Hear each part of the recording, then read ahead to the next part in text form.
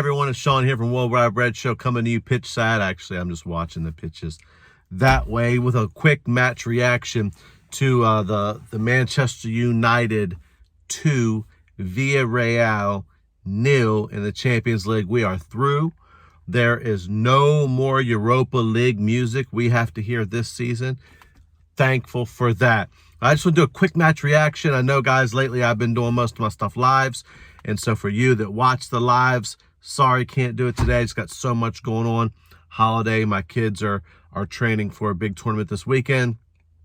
Just got so much going on right now that I couldn't jump in and do a live. And so actually I'm mobile, as you could tell. I'm in the whip. So I want to do a quick match reaction. Michael Carrick, first game in charge, he says in his press conference, you know, me and Ollie see things a lot the same way. Well, we could tell today because it was much the same old type of play. I was a little excited when I saw the lineup at first because Donny van de Beek, who we've been screaming to get a shout, rightfully earned a start after his performance in the second half against Watford. And we saw Alex Telles came into the game. And then Bruno Fernandes seemingly dropped. Marcus Rashford kind of dropped. You want to call it dropped or rested. Marcus has still come back from injury. Anthony Martial comes in. And so I'm excited because I'm thinking I'm going to see a different style of play. But we really didn't see a different style of play. The first half, Villarreal really was on the front foot as far as much better opportunities. I felt like they played the better match. They honestly could have been up after the first half. Actually, throughout the game, David De Gea makes a few saves, at least one world-class save. Dave Saves is back. I'll say that when it comes to David De Gea and his saving abilities, that's back. You know, he's always kind of struggled, you know, commanding his box. I don't know if he's ever going to be that type of guy that commands the box the way we want to see. And his distribution is not world class, but when his shot stopping ability, don't at me, I don't care. He's the best shot stopper in the world. He just is. When he's at it and he's on it, he's the llama man. I mean, he stretches, contorts, and he makes great saves. He kept us in the game today. And so, you know, what do I think about the match overall? Like I said, much the same. I think at one point, Villarreal had about 70% possession, which is crazy. And because if you're going to play counterattack and sit back and hit on the break, then you don't want to bench Marcus Rashford and Bruno. You know, here's the thing. I feel sorry for Donny because for some reason, someone in that club only sees him as a 10 when it comes to starts. But yet when he gets in the game, for example, against Watford, he came in, I believe, for Scott, right? Played in the midfield. He earned that spot. But for some reason, again, I am going to use Scott because I'm not going to say the last name because I want to give everyone a fresh shot because there's new management coming in. But as long as it's still Ollie's team, he's still going to be McPassion. Scott was poor today, which he's been poor. Scott is poor more than he's even average, in my opinion, as far as like what he should be as a Manchester United starting player. This is what I'm judging him as. I'm judging him as the guy who can keep Paul Pogba out of the midfield. That's how I judge Scott, because that's my standard for Manchester United. And the guy is just, he's not it. I mean, to me, he's not it. I'm starting to have a hard time feeling he's a bench player. I'm serious, and I don't know if it's my agenda, so I can't wait for the new manager to come in. That way I can give everyone a fresh start and keep it moving. Fred was okay today. Scott was poor. Who does that affect? That affects the number 10. It does. Donny was hardly ever getting on the ball. Wasn't affecting the game. Just wasn't affecting play. The only outfield player I felt who was really having an impact on the game was when he got the ball, Jadon Sancho. Jadon Sancho, you know, at times drifted in and out of the game because he wasn't getting the ball, but when he was, he played well. He played well. And guess what? I was buzzing for his goal because he deserved it. Like he It was like you could just see the weight just lifted off of him, like, finally, let's go. And that was just great to see. And honestly, it was great to see the whole squad really celebrating with him the way that they did. I got time for that. And so big up to all the guys that really, you could just tell they were just as excited. I think even Ronaldo may have went over to celebrate. And Ronaldo don't celebrate other people's goals. So anyway, Michael Carrick makes changes late in the second half. Typical Ollie stuff. Makes some changes. He brings in Marcus and he brings in Bruno. Now, here's the thing. You would think that he changed us tactically. He didn't. Brought in 2 players, and here's what happened.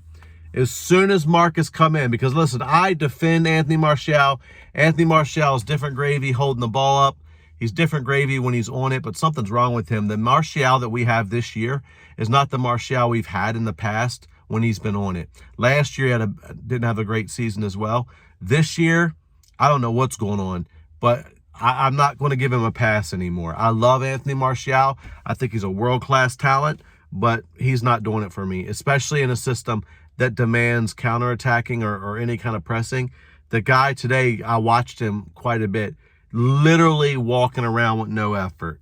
I mean, like, no effort. And no disrespect, bro, but you're not Messi, right? Messi can get by with that because he's Messi. You're not. So that just annoyed me watching that today. As soon as he comes off, Marcus comes in. What's the difference in their game? Marcus wants to get in behind and be explosive. Marcus is a pace and power player. He's a kick and run merchant. So what do?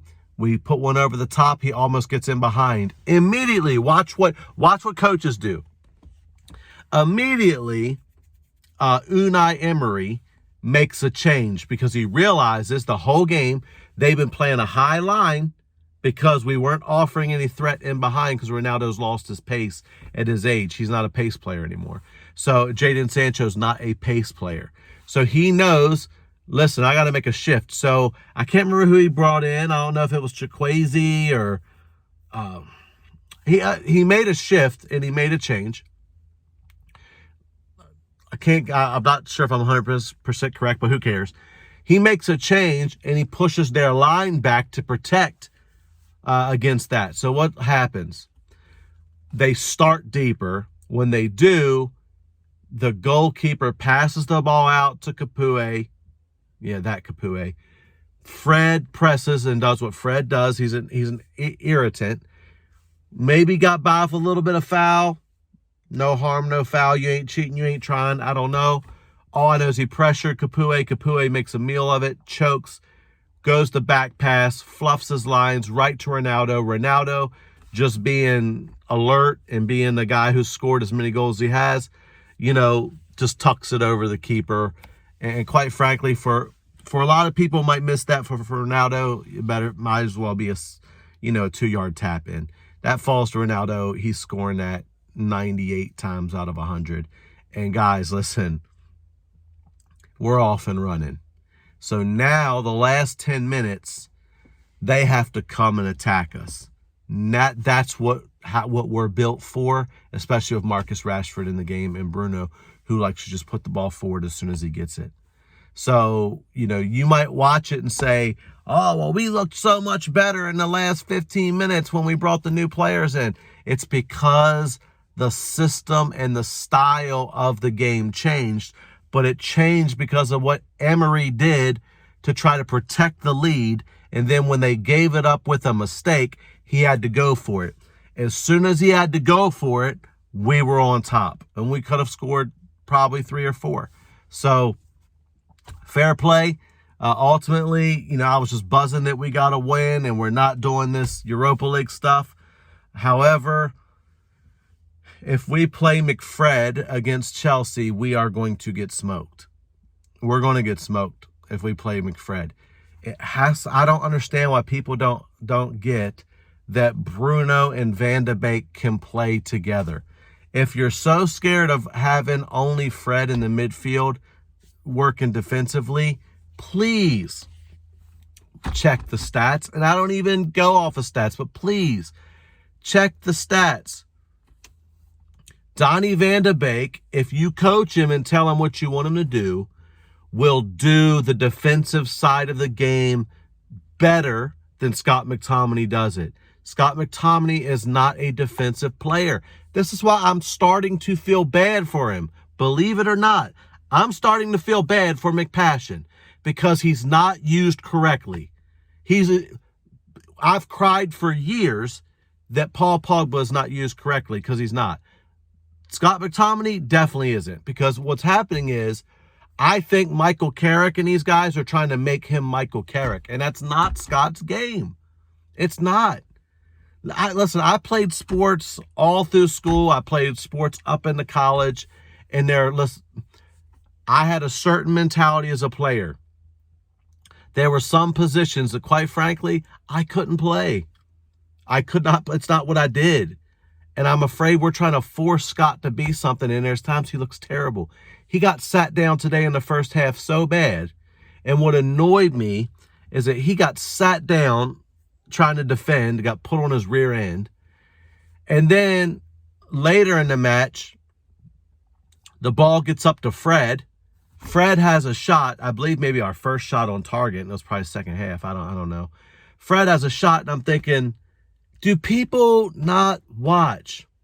Fred should be doing the defensive stuff that Scott's trying to do.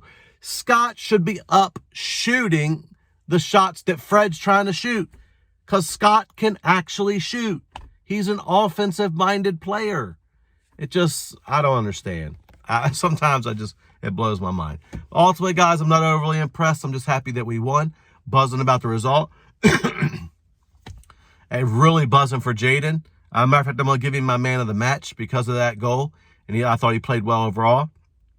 Like I said, I feel sorry for Donnie, because for whatever reason, he'll play great. And of course, the people that don't pay attention, they'll say, I don't understand why Donnie got his chance. He played so good in the second half against Watford, and, But I'm like, he wasn't even playing the same position or the same role or doing the same stuff as he was doing against Watford.